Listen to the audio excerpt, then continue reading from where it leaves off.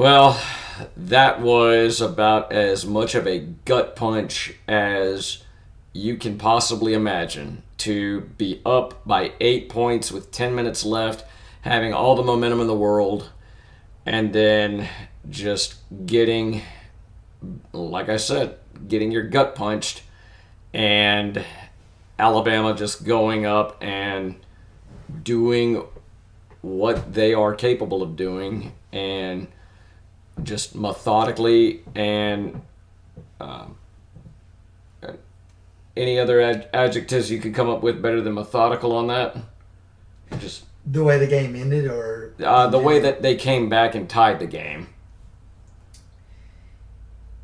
It was a very methodical, a very methodical march down the field, and it was just one of those times where Carolina could not do anything about it for once, which is a shame because Carolina's defense played outstandingly throughout the entirety of the game up until that point.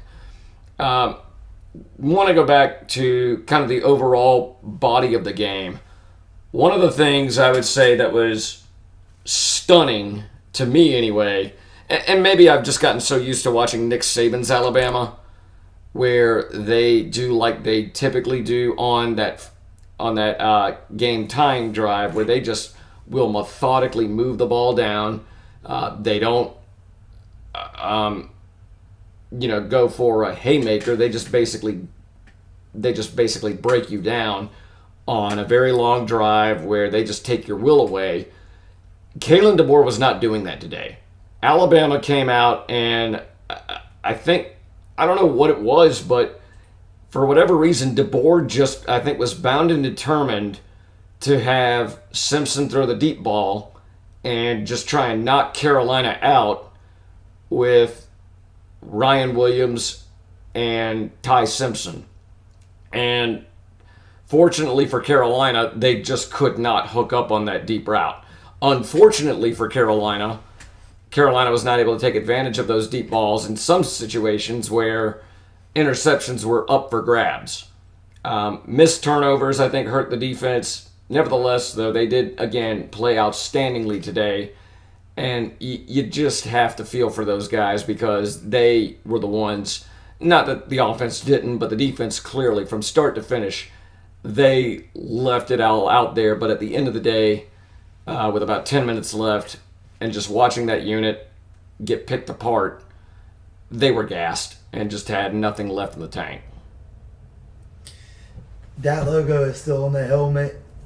That Alabama A, the Crimson Tide, just in general, the prestige that university brings in, the respect they carry, and make no mistake about it, they're a 7-1 football team. They're a very good one at that. That loss to Florida State was an aberration. It was not indicative of their team, and Alabama did not play well today by any shake of the stick, but by the same token, Carolina did.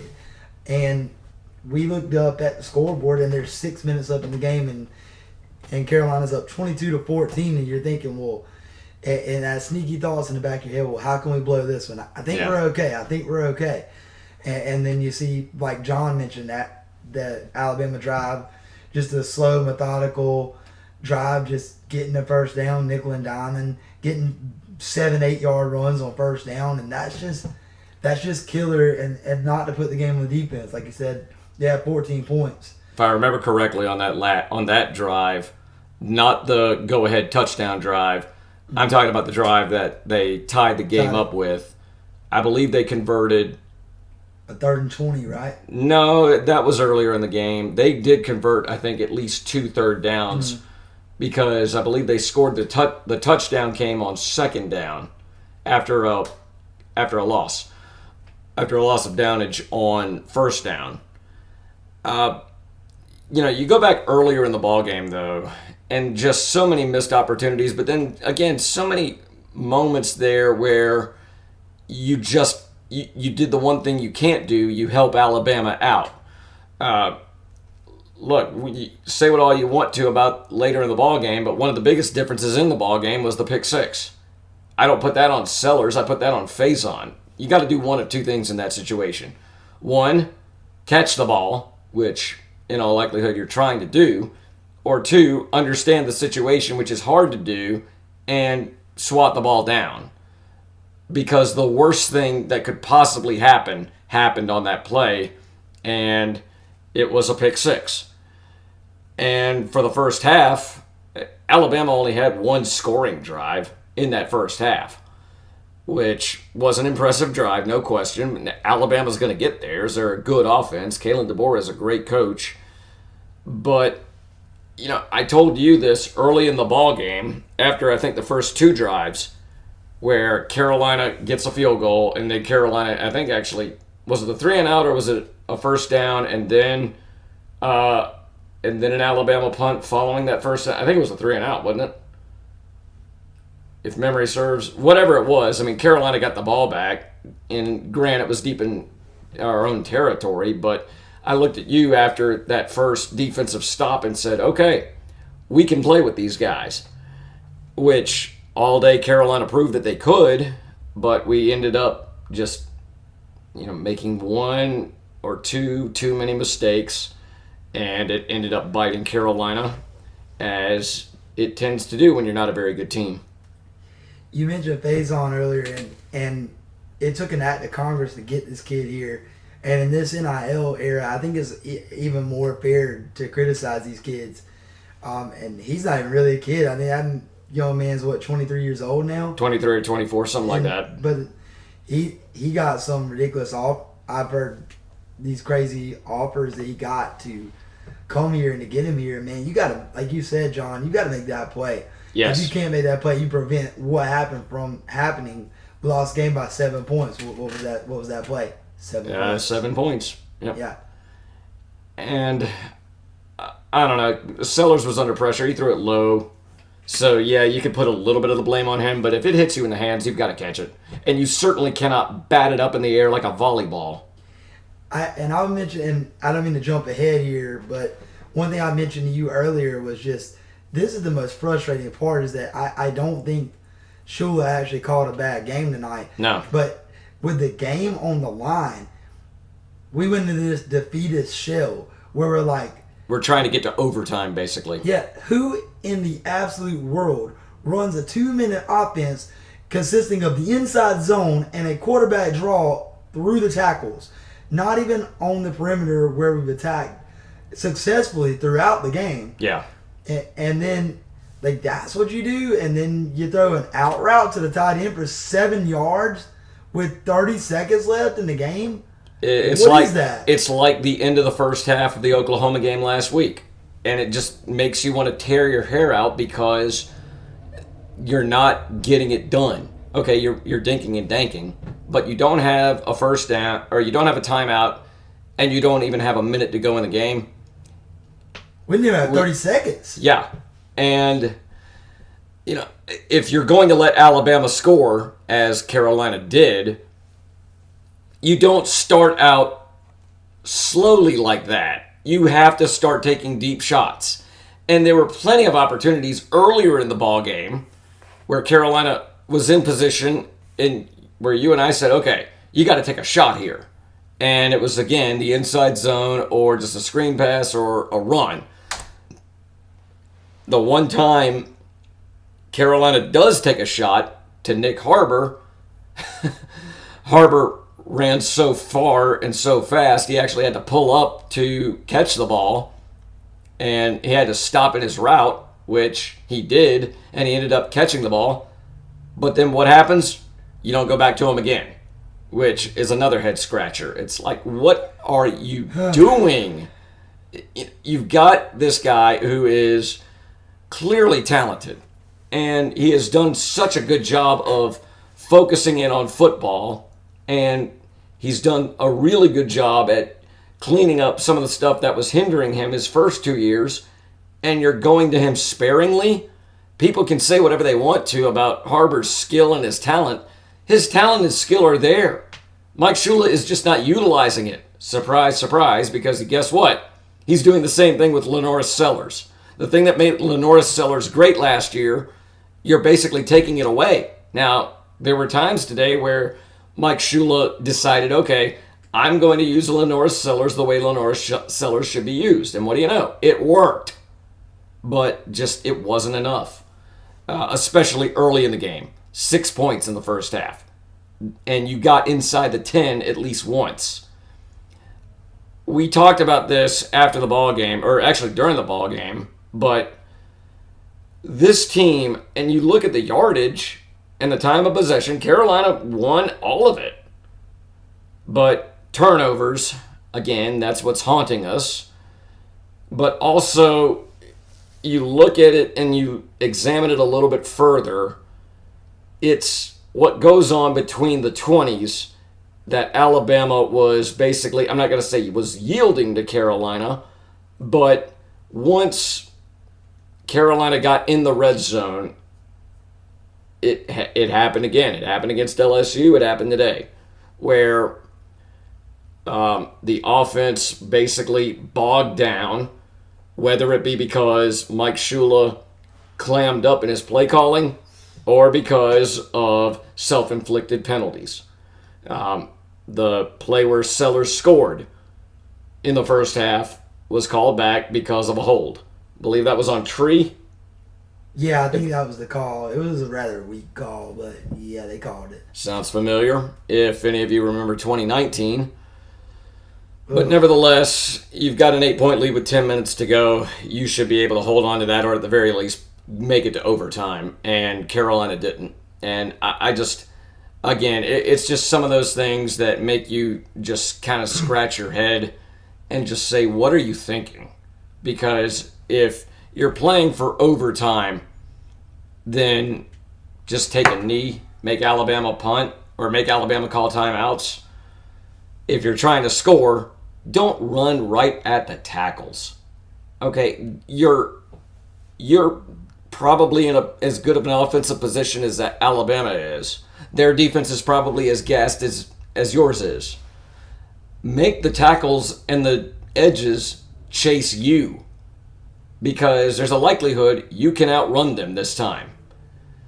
Now, hindsight is always 20/20, but you think about earlier in the ballgame, and I don't think anybody disagreed with it, but it's funny. You think about, let's see, kicking that extra point instead of going for 2. What happens? Then you're up by 1, theoretically, with Alabama driving, of course. But at the same time, going for 2 there was the right call. Unlike last year in the LSU game where you're trying to make it, I believe, a 3-point game, whereas you should have kicked the extra point after the illegal touching is called. Hindsight, again, is 20/20. Nevertheless, it's just one of those things that you can nitpick all day and night. I think for the most part, Shula called a pretty decent game. It wasn't great by any stretch of the imagination, but it had its moments today. But again, just when it counted late in the game, the defense, pardon my expression here, but the defense just ended up crapping out. Reason being, of course, is you're on the field for 66 plays. That's a long time to be out there. So, it's on them, but you can almost give them a pass because the offense just has not done them enough favors this year, and they didn't do quite enough today either. It's pretty bad when we're celebrating 22 points because that's actually the most offensive points. Just a little factoid for you guys out there listening. 22 points, the most offensive points scored under Mike Shula's tutelage thus far. Believe that or not. And that includes the bowl game last year. Yep. If 22 points is your largest output at this point, it's just not happening. It's hard to support this guy. You can't defend it. You really can't. Of course you would like to. You would like to think that. And look, I think today was one of those days where you just about got everything out of your team you could. Alabama is a great team. They're number 4 in the country for a reason. That being said, it again makes you just kind of want to bang your head against the wall because, again, you proved today that you could play with them, and yet you are a 3-5 team. We've said it all year. This team is close. But unfortunately, because of decisions made primarily by the offensive coordinator this year, you have taken yourself out of position to win ball games. And again, let's move ahead a little bit here, if you want to, toward the offseason. A lot of people, of course, on social media are screaming, fire everybody. I don't think Shane Beamer gets removed after this season unless he insists on bringing Mike Shula back. At that point, Jeremiah Donati's hand will be forced. His offseason move should be the following. I think Jeremiah Donati needs to call him into the office and say, Coach Beamer, I said publicly that I support you 100%, and I mean that. But what is your next move? Let me see your short list for offensive coordinator, because obviously we're not moving forward with Mike Shula. And if he stands up and says, yes, we are, then I think you tell him, well, $28 million or whatever it is doesn't sound like so much anymore. Yeah. And you wish him well. And I don't think that's going to happen. I don't think Shane Beamer wants to get fired. I don't think anybody wants to ever get fired. And I truly take him at face value and say, yeah, he's genuine with that he wants to be the one to fix it, and he's going to fix it. We hope so. But that starts with changing things up schematically. You cannot run a pro style, at least this version of the pro style. Yeah, we talked about this after the ball game when we grabbed pizza. We said that, Dowell Loggins last year, he incorporated a few interesting wrinkles, including elements of the triple option. You saw run-pass option. You saw just some creativity that you do see in the National Football League, but there hasn't been any of that this year. No RPO, no triple option, none of that. And you just wonder, why are you hindering your best weapon with the most boring and predictable offense that there is? That just does not make any sense to me whatsoever. And I don't know, it's maddening to watch this team at times, because there is so much potential there, and none of it is being utilized because the offense is so, again, predictable. And it is, again, the right word for this is maddening. So right now, I think if you're Jeremiah Donati, yes, you publicly support Shane Beamer. I think if you're Shane Beamer, you have to, at the end of the season, you have to have that tough conversation with Mike Shula, and you have to say, look, this year was unacceptable. We didn't even come close to meeting expectation, and we have to make a change. That's the conversation he is going to have at the end of the season, if he's not going to have it tomorrow, which I doubt he will. Again, 22 points from the offense is the highest output that we've had in 9 games with Mike Shula as the play caller. Again, unacceptable. You cannot do that and expect to be around after one season. He might not make it through the entirety of the season. It just depends probably on what happens in Oxford and then again in College Station. It's been an abysmal SEC slate, 1-5 in the conference. You had the game today. You had the game won, and you let it get away. Which, again, is a shame, because this defense has played out of its mind all season long. But when it counted the most, they just could not come up with it. Again, mostly because the offense just could not find ways in the first half to punch it in. I don't know. It just feels like with this team, going back to the defense, is it just me, or does it seem like this defense for whatever reason, when they have an offense in long yardage situation, when the defense has the advantage of having the offense in long yardage situation, for whatever reason, they just are not very good at getting it done and finishing the job. It's very inconsistent, I think, this season. We saw that earlier in the first half today, where Carolina comes up with a stop but then gets called for an illegal substitution. It takes it from 3rd and 25 to 3rd and 20, and Carolina gives up a first down. When Charlie Strong was the defensive coordinator at USC, it made me think of that. When you said that, you know what his nickname was? 3rd and long, Charlie Strong. 3rd and long, Charlie Strong. Yep. And that was Charlie Strong's kind of weakness before he ended up leaving us for Florida. But that was triggering to me, remembering being young James, watching us give up 3rd and 17 consistently, and being that close to being a good team under Coach Holtz at the time. But yeah. It's just, I don't know. It seems like we finally put at least a competent game together. Again. And just game on the line. The defense just kind of craps the bed. And I get it, Alabama's a good team. Defense played well all game. Yep. And then, like I said, you coach not to lose on offense, and you cause yourself to lose by doing that. One thing that has been absolutely maddening this season, again, going back to Harbor, 1 catch for 54 yards. Didn't try him before, didn't try him afterward. Nope. It's maddening to just see how much talent right now feels like it's being wasted. John, how many targets does he get?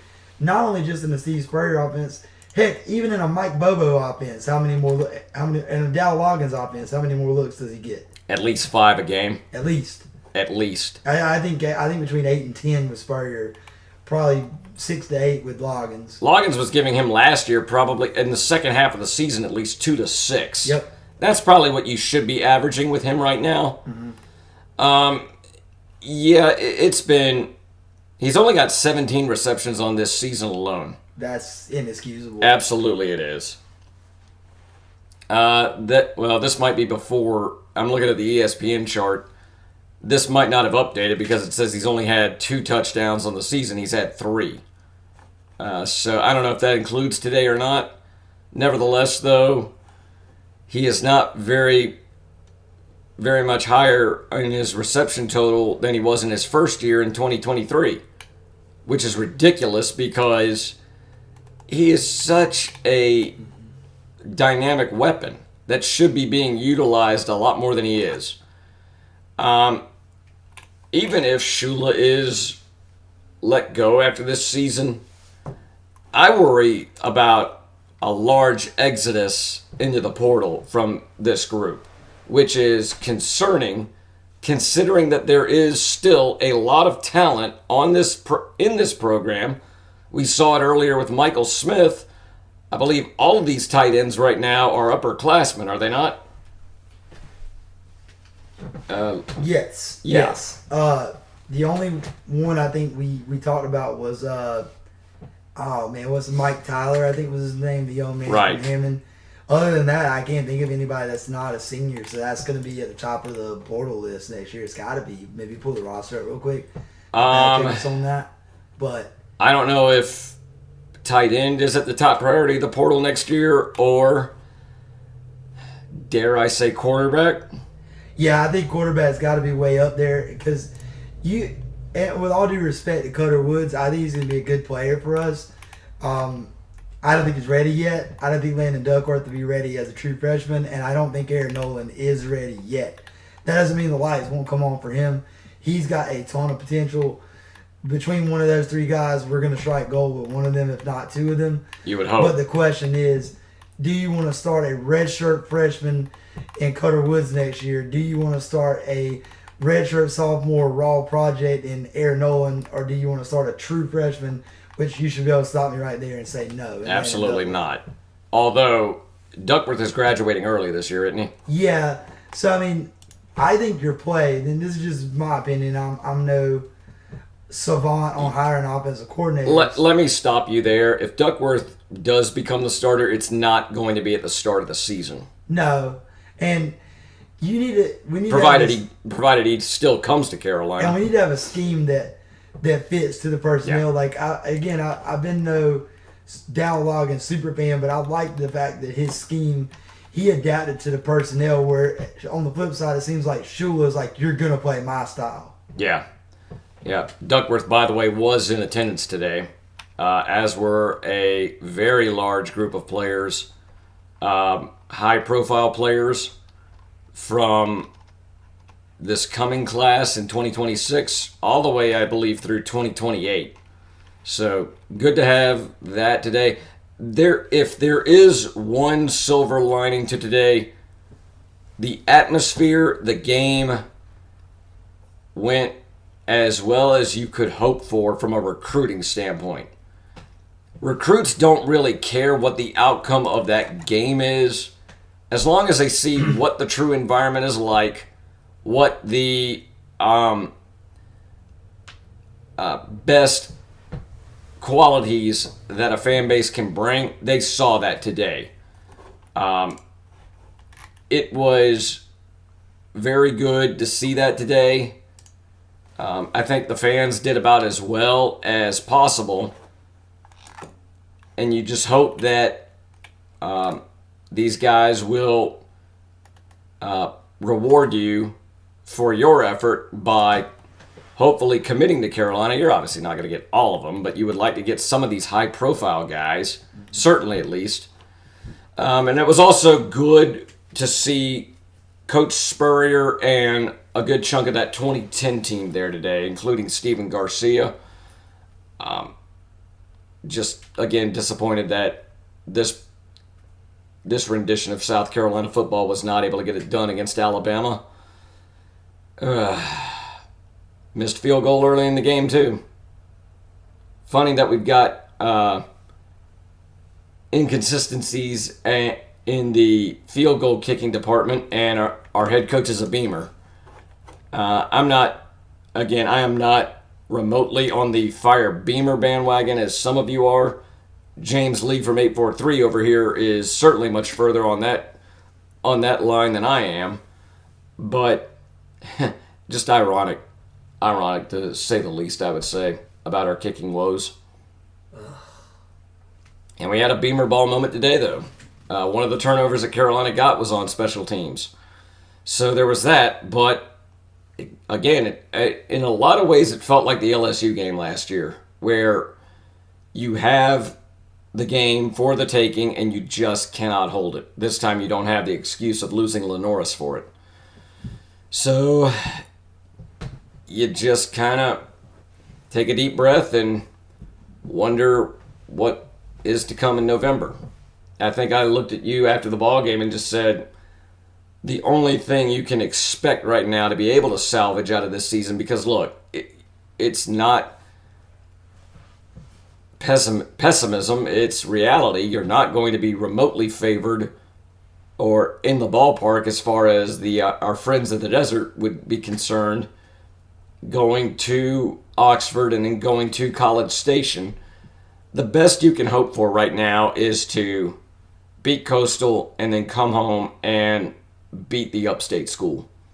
It's sad that we've reached that point, but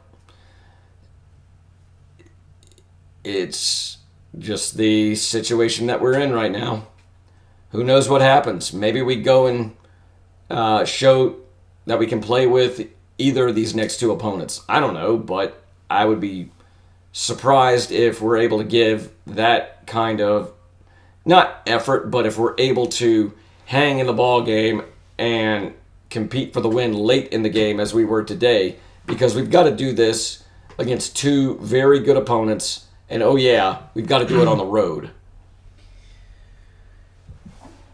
This schedule, when they released it, it is what it is brutal.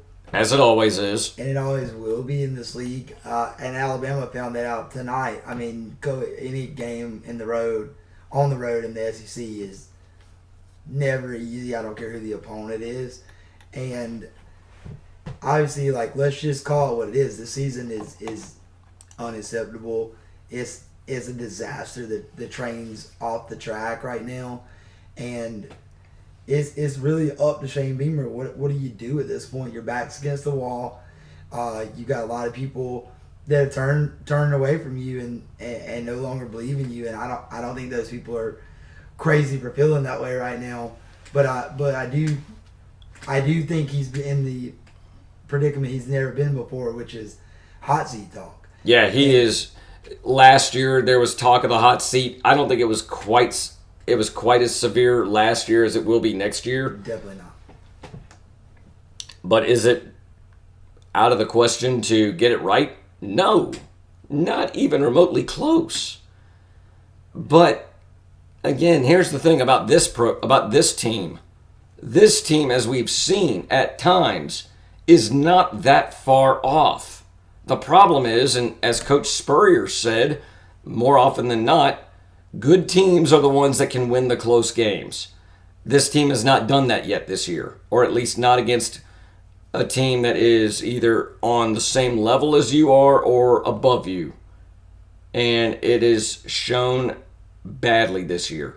You look at the Missouri game, went into the fourth quarter with a lead. The Alabama game today, went into the fourth quarter with the lead. Could not hold them in either situation.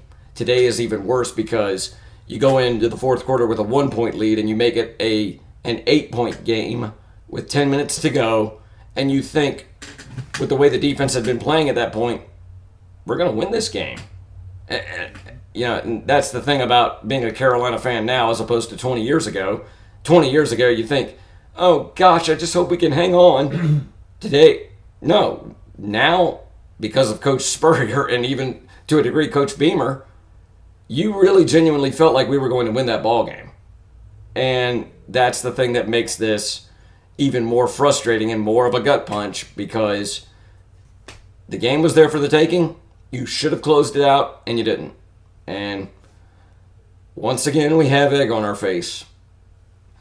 The only way you can rectify anything here is either go to Oxford or go to College Station and pull off an upset. You know, in some cases you say, don't call it an upset. Oh, you would call it an upset. Yes, big time, especially if you're watching Texas A&M right now. Just converted a 3rd and 9. They're up 42-18 in the real Death Valley. So, yeah, Brian Kelly might be toast. Yeah. Anyways. Offensive guru, by the way, only mustering up 18 points at home. The SEC is one of those leagues, like I said, if you tread lightly with someone, I don't care who walks through that door. And to think South Carolina could beat Texas A&M or Ole Miss, you might think is impossible, but Alabama probably also didn't expect to be 8-point and an 8-point deficit with 6 minutes up in the game. So we got to go out and play. I mean, you can sit here and feel sorry for yourself, and you can cry, you can be a big baby about it, or you can respond. Like I said earlier, your back's against the wall.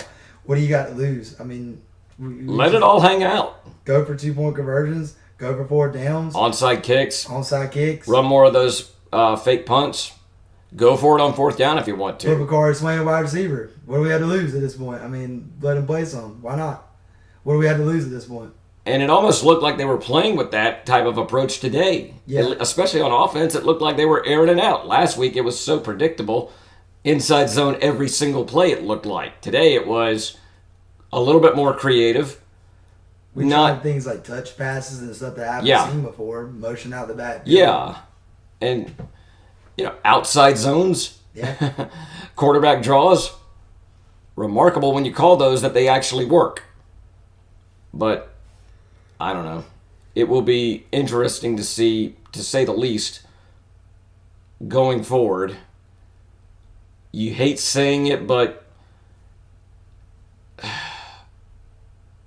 it's sad to say you feel like this season is nothing more than a wash because of the expectation that was put on this program, and rightfully so, going into this season. There is no reason why it should be this bad. So we will take it again next week and just see what will happen in Oxford. Carolina and Ole Miss. No time given just yet. It'll be somewhere between 12 and 7:30. So, but we will be here, as we always are, and we will recap it the best we can.